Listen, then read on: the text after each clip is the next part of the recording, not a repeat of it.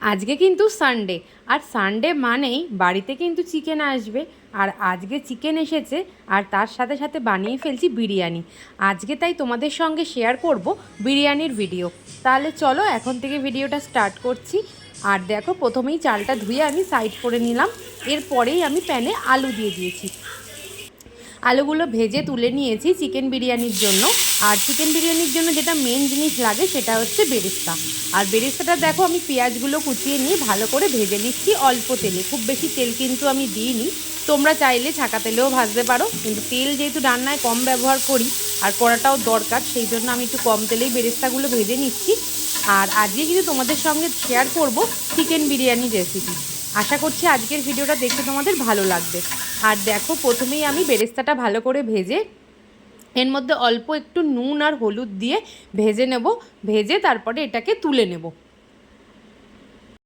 একটু লাল লাল করে ভেজে নিলেই হয়ে যাবে। এরপরেই কিন্তু বেরেস্তাটা মোটামুটি ভাজা হয়ে গেলে তুলে নিচ্ছি।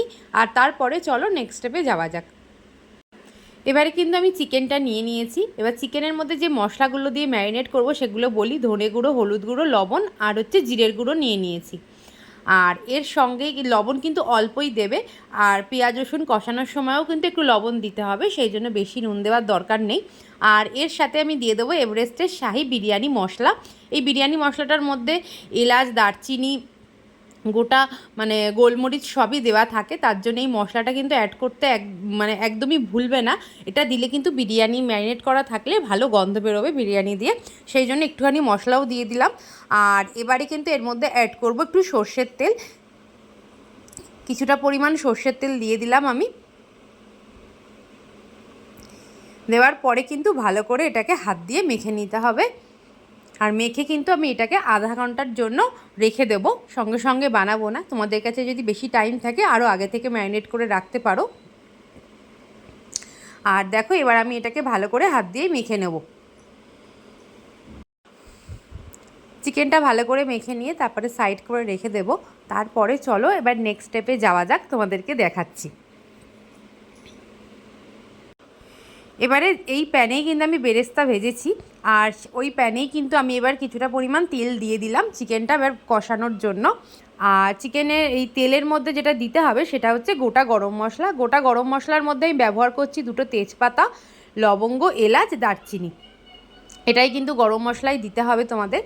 আর চলো এবারে কিন্তু একে একে বাটা মশলাগুলো দিয়ে দিই। বাটা মশলায় দেখাচ্ছি তোমাদেরকে আমি কি কি দিচ্ছি। প্রথমেই নিয়ে নিয়েছি আমি কিন্তু পেঁয়াজ বাটা। এই যে 3-4টে পেঁয়াজ আমি ভালো করে বেটে নিয়েছি, সেই বাটাটা দিয়ে প্রথমে একটুখানি আগে ভালো করে কষিয়ে নেব। কষানো হয়ে গেলে কিন্তু এর মধ্যে এরপরে কিন্তু আমি আদা রসুনের পেস্ট অ্যাড করব। আর দেখো, পেঁয়াজটাকে কিন্তু ভালো করে লাল লাল ভাজা হয়ে গেলে কিন্তু এর মধ্যে আমি দিয়ে দেবো হচ্ছে আদা, রসুন, কাঁচা লঙ্কা, টমেটো বাটার একটা পেস্ট। এই যে এই পেস্টটাই দিয়ে দেবো। দিয়ে কিন্তু ভালো করে কিছুক্ষণ কষাতে হবে, যতক্ষণ না তেল ছাড়ছে। ভালো করে এবার এটাকে নেড়ে চেড়ে কিছুক্ষণ রেখে এর মধ্যে কিন্তু আমি একটু অ্যাড করব হচ্ছে লবণ। যেহেতু টমেটো বাটার পরে কিন্তু লবণ দিতে হয়, সেই জন্য যেহেতু এর মধ্যে মশলাটার মধ্যে টমেটো রয়েছে, সেই জন্য চিকেনে আমি কিছুটা নুন দিয়েছি। আর এখন একটুখানি অল্প করে নুন এর মধ্যে দিয়ে দেবো। কিছুটা নুন আমি অ্যাড করে দিলাম। আর দেখতেই পাচ্ছ অল্প চারদিক দিয়ে কিন্তু তেল তেল ছেড়ে এসেছে। এবার কিন্তু মশলাটাকে একদম ঢাকা দিয়ে 5 মিনিট আমি রান্না করে নেব।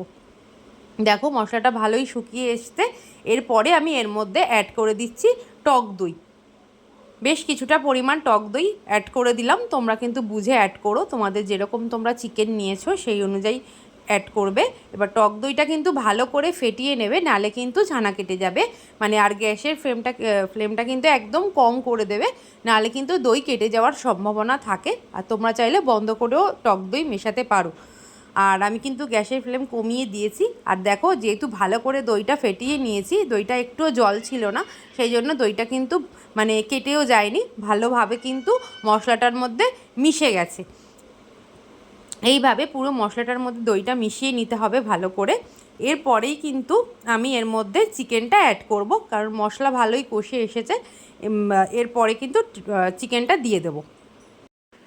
দেখো এবারে চিকেনটা পুরো দিয়ে ভালো করে কিন্তু চিকেনের সাথে মানে মশলাটা মিশিয়ে নিতে হবে। মিশিয়ে নেওয়ার পরে কিন্তু চিকেনটাকে মোটামুটি 15 মিনিট ঢাকা দিয়েই রান্না করতে হবে। ঢাকা দিয়ে রান্না করলে কিন্তু চিকেন দিয়ে জল বেরিয়ে আসবে, আলাদা করে আর জল দিতে হবে না। আর তোমরা যদি মনে করো একটু জল দিয়ে সেদ্ধ করবে, তাহলে কিন্তু অবশ্যই একটু গরম জল দিতে হবে, না হলে কিন্তু চিকেন থেকে অনায়াসে জল বেরিয়ে যায় যদি তোমরা ঢাকা দিয়ে রান্না করো। দেখো এবার চিকেনটাকে ভালো করে মাখিয়ে নিলাম মশলার সাথে। এবারে আমি চিকেনটাকে ঢেকে দেবো।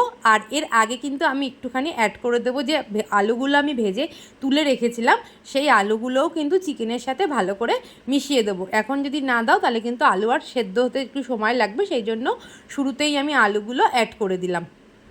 চলো আলুগুলোকে ভালো করে চিকেনের সাথে মিশিয়ে এবার আমি এটাকে ঢাকা দিয়ে দেবো।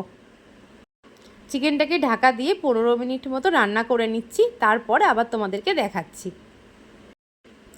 ঢাকনা খুলেই দেখতে পাচ্ছ চিকেন দিয়ে তেল ছেড়ে দিয়েছে, আর ভালোভাবেই কিন্তু চিকেনটা অনেকটাই, চিকেন আর আলু কিন্তু অনেকটাই সেদ্ধ হয়ে এসেছে। চিকেনের জলটাকেও আমি একটু শুকিয়ে নিয়েছি। এবার এই স্টেজে গিয়ে তোমরা কিন্তু চাইলে একটুখানি সামান্য গরম জল দিতে পারো।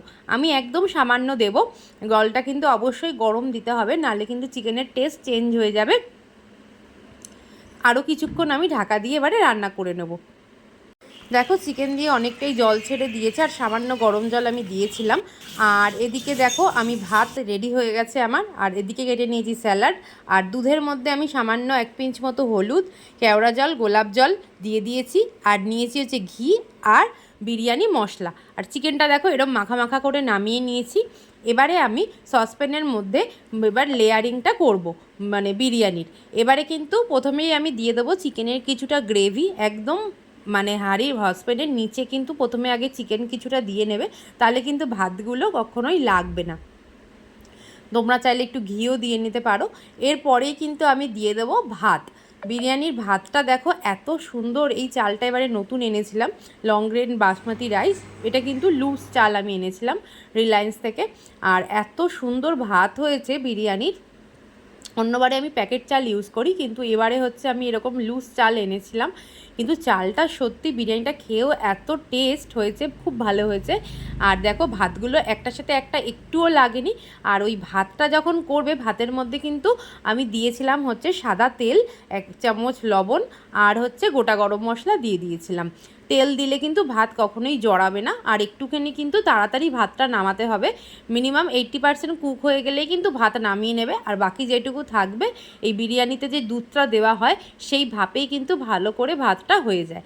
আর দেখো ভাতের লেয়ারিংয়ে কি কি দিলাম, প্রথমেই হচ্ছে বেরেস্তা দিয়েছি, একটু ধনেপাতা কুচি আর ঘি, আর দিয়েছি বিরিয়ানি মশলা। আর এবার কিন্তু এই দুধটা দিয়ে দিলাম, গোলাপ জল কেওড়া জল মেশানো দুধটা এর মধ্যে দিয়ে, এরপরে কিন্তু চিকেন দিয়ে দেবো। এই যে ঘি একটু দিলাম, খুব বেশি ঘি দেওয়ার দরকার নেই, তোমরা যদি ঘি ছাড়াও করতে চাও অবশ্যই বানাতে পারো, তাতে কিন্তু কোনো অসুবিধা হবে না। আর দেখো এবার আস্তে আস্তে আমি চিকেনটা দিয়ে দিচ্ছি। এইভাবেই কিন্তু একে একে আমি লেয়ারিং করে নেব, করে কিন্তু এটাকে দমে বসাতে হবে।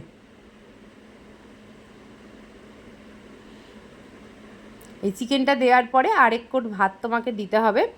এইভাবেই কিন্তু একের পরে এক, যেরকম স্টেপ বাই স্টেপ, মানে বেরেস্তা, বিরিয়ানি মশলা, ঘি সব দিয়ে ঠিয়ে আবারও চিকেন দিয়ে আবারও ভাত দিতে হবে। এইভাবেই একে একে লেয়ার তোমরা বানিয়ে নেবে। যারা তোমরা নতুন বিরিয়ানি বানাচ্ছ অবশ্যই কিন্তু এরকমভাবে বানাতে হবে। আর তাহলে চলো এইভাবে বানিয়ে নিই, তারপর আসছি। দেখো বিরিয়ানি লেয়ারিং করা কিন্তু আমার হয়ে গেছে। একদম লাস্টে আমি বেরেস্তা, একটু ধনেপাতা কুচি আর বিরিয়ানি মশলা আর ঘি দিয়ে কিন্তু এবার ঢাকা দিয়ে এবার এটাকে দমে কিছুক্ষণ 10 মিনিটের জন্য বসিয়ে দেবো। তাহলেই কিন্তু বিরিয়ানি একদম রেডি হয়ে যাবে। আর চাপাটা কিন্তু ভালো করে দিতে হবে, তাহলে কিন্তু ওই যে কেওড়া জল, গোলাপ জলের যে গন্ধটা কিন্তু ভালো থাকবে। আর তার সাথে সাথেই কিন্তু আমি ওপরে কিছুটা কাঁচা লঙ্কা দিয়ে দিলাম। তোমরা যারা ঝাল খেতে ভালোবাসো তারা এরকমভাবে লঙ্কা দিয়ে দিও। এই ভাপা লঙ্কাটা মানে ভাপে ভাপে লঙ্কাটা সেদ্ধ হয় যে, এটা খেতে কিন্তু খুব ভালো লাগে বিরিয়ানিতে, আমার পার্সোনালি ভালো লাগে তাই আমি দিয়েছি। আর তোমরাও চাইলে দিতে পারো। চলো এবার তাহলে বিরিয়ানিটাকে দমে বসানো যাক। প্রথমেই একটা তাওয়া নিতে হবে, তাওয়াটাকে 5 মিনিট প্রথমে গরম করে নেবে। তার উপরে কিন্তু এই মানে বিরিয়ানির যে তোমরা হাঁড়িতে করো বা এরকম আমার মতো সসপ্যানে করো, সসপ্যানটা বসিয়ে দেবে। আর একদম কিন্তু ফ্লেমটা কমিয়ে রাখতে হবে। 10 মিনিট কিন্তু ভালো করে এটাকে দমে রাখতে হবে। দমে রাখলে যে দুধটা যে এক বাটি দিয়েছি মানে কেওড়া জল ওই গোলাপ জল সমেত, তাহলে কিন্তু ওটা ভালোভাবে টেনে যাবে আর ভাতটা একদম ঝরঝরে হয়ে যাবে। আর দেখো বিরিয়ানি কিন্তু আমার একদম রেডি। এখানে প্লেটে আমি স্যালাড, রায়তা দিয়েছি বোঁদে দিয়ে, আর টক দই দিয়ে রায়তা বানিয়ে নিয়েছি। বোঁদেটা কিন্তু শুকনো বোঁদে, সেই জন্য খেতে ভাল লাগে। আর এরমভাবে বোঁদের রায়তা আমি বানিয়ে থাকি বিরিয়ানির সাথে। আর এখন তো দোকানে সব জায়গাতেই দেয়। আর দেখতেই পাচ্ছ চালগুলো একদম ঝরঝরে হয়েছে, একটুও কিন্তু চাল একটার সাথে একটা লেগে যায়নি। এইভাবেই তোমরা কিন্তু বাড়িতে বানিয়ে নিতে পারো বিরিয়ানি। আর আমার এই রেসিপিটা তোমাদের কেমন লাগলো অবশ্যই জানিও, জানাতে কিন্তু ভুলবে না। যদি ভালো লাগে তাহলে কিন্তু অবশ্যই মানে আমার চ্যানেলটাকে সাবস্ক্রাইব করো আর একটা লাইক করে দিও। আর যদি কিছু জানার থাকে বা কিছু সাজেশান দেওয়ার থাকে অবশ্যই কমেন্ট করো, আমি অবশ্যই রিপ্লাই দেবো। তাহলে চলো আজকের এই ভিডিওটা এইটুকুই। আশা করছি আজকের ভিডিওটা তোমাদের ভালো লেগেছে। যদি ভালো লাগে আমার চ্যানেলটাকে সাবস্ক্রাইব করে দিও। তাহলে চলো আবার দেখা হবে নতুন কোনো ভিডিও নিয়ে। আজকের মতো এইটুকুই। এইবারে দেখো আমি বিরিয়ানি নিয়ে বসে পড়েছি। তখনের প্লেটটা আমাদের ওকে হাজব্যান্ডকে সার্ভ করেছি, ও তো খেয়ে বললো খুব ভালো হয়েছে। এবার আমি তোমাদেরকে খেয়ে জানাবো সত্যি ভালো হয়েছে খেতে। তোমরা একবার অবশ্যই এরকমভাবে বানিয়ে দেখো। একটু কম তেল আর ঘি ইউজ করেছি, তোমরাও চাইলে কম তেল আর ঘি দিয়ে বানিও। বেশি তেল দিয়ে বিরিয়ানি খাওয়ার কোনো